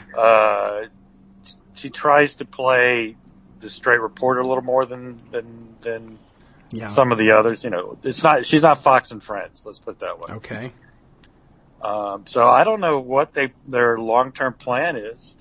Ailes built a juggernaut. There's no denying that. I guess there's the possibility that what if Roger Ailes never intended Fox News to outlast his ability to perform sexually? Basically, once I can no longer harass the women and get sex out of it, I don't care if Fox closes. He didn't care anymore. At this point. I mean, is he still single? By the way. I don't think so, but I don't know. I guess he would be again pretty shortly. Well, he's 76. Yeah. So I don't know whether he's married. Yeah, who would marry that guy? Who cares? Well, somebody would, obviously. Certainly. I mean, the future of Fox is kind of an interesting story to watch, but it's going to take years to play out. I mean, it's not going to end tomorrow, and it's certainly not going to end next year. Yeah, there's infrastructure there. People who are interested in pretending they're reporters, who really believe that's what they're doing, and I'm sure in their minds they are. Look, I'm not harassing anybody, and Roger's not sending women my way. I just take my paycheck and a microphone, and I do the news thing. And the funny thing, look, I mean, sort of too early to tell, but it, looks like Hillary has a very good chance of winning. And if she wins, that's perfect for Fox, even its old demographics. It'll have 4 great years of being old Fox, pulling out all the things that they pull out and inventing some new ones. So certainly the formula is not going to change for 4 years for the most part. If Hillary wins, if Trump somehow won, I think their formula would have been pretty interesting to see how they react to it. But, that's certainly a media story that's going to be probably the leading media story for the next 10 years. Yeah. How Fox adapts to the future, because I don't think that the old formula will still be viable in a big way. I mean, you'll always make money, but it won't be the dominant network it is today if they don't adjust. Yeah. I don't think. But, I know you talked about all the issues today, and I tweeted about all the issues today. So I don't know that I have anything fresh to add to your show. Okay. I'm very curious to see how many days the media will stay on Trump. Yeah. You're breaking up a little bit, but yeah, you want to see how long. Go if he actually apologized. I actually did pretend it never happened. But he's not going to apologize. Mm-hmm. So, what does it go for? 3 days? 4 days? Through Sunday? How many days is that? Yeah, I was on the plane, as I tweeted out this morning. I watched Morning Joe, which I never do, or very rarely do, and it was an absolute excoriation of Trump. I give them credit. I mean, they could have played it differently. They could have tutted it and said, but what about emails or whatever? They didn't really do that. They were pretty clear that this was, just a terrible, awful thing, beyond the pale, the worst thing that's happened in this campaign. And I thought that was the right reaction. I know he said terrible things before. Yeah. But even, say, the Muslim ban. Now, that's a terrible, terrible, awful thing. But it's a policy, right? I mean, it's a bad policy. It's a racist policy. It's an unacceptable policy. But this is encouraging people to assassinate your political opponent. I mean, yeah, that's just on another scale, isn't it? I guess. I don't know how else to describe it. I mean, it probably in his mind, though, if you ask him about it and you press him on it, he'd say, no, well, that's policy too. It's Second Amendment policy. So she's taking away our Second Amendment rights, so we would eliminate her and therefore get them back somehow. All right, well, political... I mean, it's nuts. But Most people know that I am the son of Cubans. And Cuba, the United States it has had assassinations. And they've been shocking and too many. And of course, in the '60s, we had the trio of assassinations that seared everyone's mind about this stuff. Yes, and of course, we all know that political assassination is necessary to the security of a free state. So, right. But violence, the antithesis of it. Yeah, but David, violence hasn't been a central part of our political activity. No, and we've been lucky and exceptional. As mentioned, Cuba had a period when it was democratic, but it's basically gangster democracy. Mm-hmm. They were roving gangs of, they would go after each other. It was, and of course in Nazi Germany, that was central the Yes. Nazi Party was the violence, the fights, the hooliganism. That's the true nature of American exceptionalism, if you want to accept that as a concept, I do. by the way, which is that we've been so fortunate in not having that be a part of our experience in a major way, and it is exceptional as among the bulk of the world, which has all had a period. I mean, it has to do with the fact that we're a fairly new creation, but Yeah, it's only 200 years. We haven't had as many years to screw up. That's true. But that's it's not about, well, we win more gold medals, plus also I have a fabulous penthouse. That's not American exceptionalism. It's the fact that we have a democracy that can transition power peacefully and without incident. That's what Yeah, makes I mean that's right. And but even more than that, violence isn't a part of our political activity. That is, right. Nobody has stormtroopers, or at least we haven't had stormtroopers. To date, true. To date. People have tried, but no one's had their violent gangs. Listen, and violent gangs as part of politics goes back as far as the Romans, as we know. yes. And we avoided that. And, certainly, I can say this, I'm Latino, but our Latino countries and even our Latin countries, including Italy and Spain, unfortunately, have not avoided political violence as a major part of the landscape. But here we got I can't remember it ever being anything like this being said by any presidential candidate. Even when you look at what Sharon Angle said, though, she ends up saying the same thing. Yeah. She sort of prefaced it with some articulate argument about tyranny and all this other stuff, right? Yeah. The whole it's to keep us from being have a tyrannical leader imposed on us, and that's why we need to bear arms. By the way, that's actually not the basis of Heller and McDonald, the right to bear arms cases. Those were self-defense, is the argument. Yes. It's not, we can rise up against our tyrant leaders. That is not a constitutional right. You don't have a constitutional right, actually, to rise against your tyrant leaders. You may have a natural right, a moral right, a universal right of mankind right, but it's not in the Constitution. At least not as interpreted by Antonin Scalia. Yeah, true. So even those arguments are just not sound constitutionally. You hear them all the time. Yes, that doesn't stop anybody from making them. No, not at all. But that's just not the understanding of the Constitution by the very people that they celebrate. Antonin Scalia did not adopt the overthrow tyrants theory of the right to bear arms.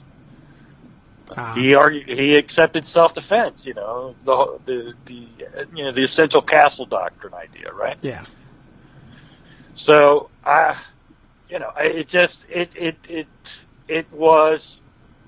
Yes, I know he said horrible things, but I do think this one went beyond even the horrible things he'd been saying. And the press as I was watching Morning Joe, I was happy to see they saw it that way. I mean, I was a little, you read a guy like Dave Weigel who tries to be smarmy and, it was not universal agreement. Right. Listen, come on. It's ridiculous what he was doing yesterday. Well, it's natural to the press who, people don't see this a lot, and I think that a lot of the people who are otherwise good reporters, their natural instinct is to be skeptical of each thing. Let's test this. Couldn't it really have been something else? Or I would take it this way if it was said at a party. But it fails with most tests. I mean, the words are there. Everyone can read them. I mean, that was good about the Morning Joe show. I mean, it was all of them. It was entertaining. This is what he says. If she can select judges. Right. I think Ross Downhat was elected. right out of the box like, the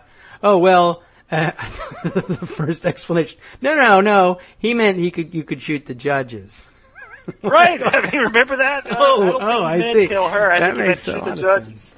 Yeah, that's I mean, who cares, right? That's only just Article 3. So that's the big difference. You can shoot Article 3, you just can't shoot Article 2. What? I mean, it was crazy, but not to mention the fact that... let's be honest, that's not what he out. meant. I mean, I thought he meant armed insurrection in the tyrannical sense. Yeah. But as I reviewed it again, no, he's talking about shooting her. Well, I mean it seems clear that's enough. what he's talking about shooting her. Yeah. Who are we kidding? And in his tweet, which I'm not you sure, could recruit her for he may have militia. written it, but I think it was, it was a committee that came in because they came up with their defenses. He's talking about the unity. Oh, right. Oh, that was strength of the NRA. That was his unity is strength of the NRA. Right. Yeah, that was nonsense. He put the spokesperson, who just happens to have, by the way, I guess is a real person, but it happens to have the name that he used to use. Jason Miller. Yeah. Although he was John Miller. So I thought that was funny. That guy, before he got hired by Trump, used to excoriate Trump. Yeah. He had to delete about 50 tweets. Yeah. Where he killed Trump. That was pretty funny that he even hired him. But yeah, his excuse was, he was just saying that the Second Amendment community is extraordinarily unified. It really isn't, but extraordinarily unified, and they work together. And what he means is lobby and push back politically against her gun grabbing, which, of course, one, the judges. It's so a basically, huge what, stretch, filibuster? And 2, no, and 3, it doesn't make any kind of sense. And his statement is, well, if the voting is over and she wins, there's nothing you can do except insert sentence here, except unify and lobby and work, and then wait 4 years, I guess, and have your chance at voting her out. No, that's not really what part of the Second Amendment? Why would the Second Amendment community be any more unified than anybody else? It was complete nonsense. Yes, it was garbage, and they meant shoot somebody. That's what Second Amendment is about. Everybody knows there's nothing else in there. There's not like some of the other amendments. We know what the Second Amendment's about. You Second Amendment people. Yeah. Okay. The militia guys, why are they militias? Because they have guns. All right. Why the people who are for the security of a free state but with forks? What other people are you talking about? Yeah, there's nothing else to it. They're trying to come up with an explanation, but it was, shoot her. Now, you could wonder about whether she was joking and it was a bad joke, but even so, so what? So what? Try making the joke, try to make the old I've got a bomb on me joke in an airport. Yeah, exactly. I guess the figure that Trump is most resembling, I know people are saying Engel, but I don't know that much about him, I hear the crazy things he says every once in a while, is Paula Page. Oh, yes. The governor of Maine. Right. And, shame on Maine, to be honest with you, that you keep electing this guy. Yeah. But, president? The other story I wanted to lay out to you, which is something we were talking about the other day, which is much smaller potatoes in the scheme of things. Okay.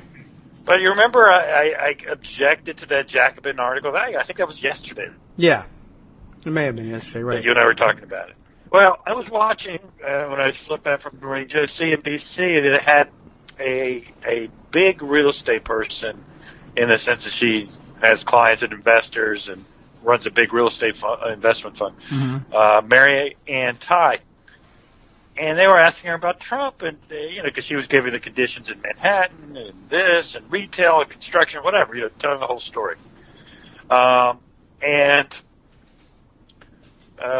they asked her about Trump, and she says, Trump's nothing. He's not a big play. Her key line is, I only know of one building that he has interest in, and it's 40 Wall Street, that he bought out of bankruptcy, which was a good deal, she said. He made a great deal there. Okay. But he's really not involved in anything else that I know of. I mean, he's branded a lot of buildings, but as far as I know, he doesn't own anything else except 40 Wall Street. I mean, very matter of fact, this is a big, she wasn't being negative about him. Right. it was just these are the facts. He's really not anything in New York real estate. Yeah, and I think point well taken. It ought to be kept in mind that he's just not the kind of player that he portrays himself to be. Like we said, He said he saved New York City. That's true. He did do that. I mean, he did say that. Yeah. He was quoting a stupid New York Post article, but he said it. Yeah. Well, that's the kind of thing he says about himself. Well, I mean, that before he actually declared for office, I always found him a ridiculous figure anyway. Just when he was just playing around on Twitter, the way he would just say things like, "Many people come up to me all the time on the street and say, 'How did you become so fantastic at Twitter?'" Nobody would ever do that. And nobody would ever say that even if it really happened. Yeah, he doesn't. One, he doesn't walk the streets. Two, if people approach him, he dives into his limo and sends bodyguards after him. And three, if a person did approach him on the street, it almost certainly wouldn't be to say, "How did you become so fantastic at Twitter?" Twitter. And even if all of that happened, only a very special kind of human would repeat that on Twitter. Many people come up to me and they ask me how come I'm so fantastic. That's the kind. What? Nobody would ever do that. Listen, he's a narcissist to an extreme we've never seen. Yeah. And he can't help himself. It's like somebody said. I think it was Richard Socarides, who's a dim bigwig in New York. Was on one of those CNN shows last night. He says, Trump didn't want to talk about his economic speech. He was bored by that. Yes, he wanted to talk about something else. He will talk about what he wants to talk about. He doesn't care what anybody else says. Mm-hmm. And that's true. Every day of his life, if you hope to keep him under control. He read this teleprompter speech. He wasn't very happy about it, having to do that, but he did it. Fine. But then, hey, the rally's my time. I get to do what I want to do. Yes. He enjoys those. Right. And, it's this week is this, and this is a huge to-do. I mean, this is a real thing. Yeah. But there'll be another real thing next week, and the week after that. Today. The week after that. Later today. When his peak Twitter time is over, he's getting prepared for his daily schedule. I don't know where he is today, but basically all you have to do is look it up online and find out where will the next outrage come from. I'm on the mailing list, so I know exactly where he's going to be. He's going to be in Kissimmee, Florida. Okay. And he's big rally. Also, I've been invited to become an executive member of the Donald Trump campaign. Oh, do you get a card?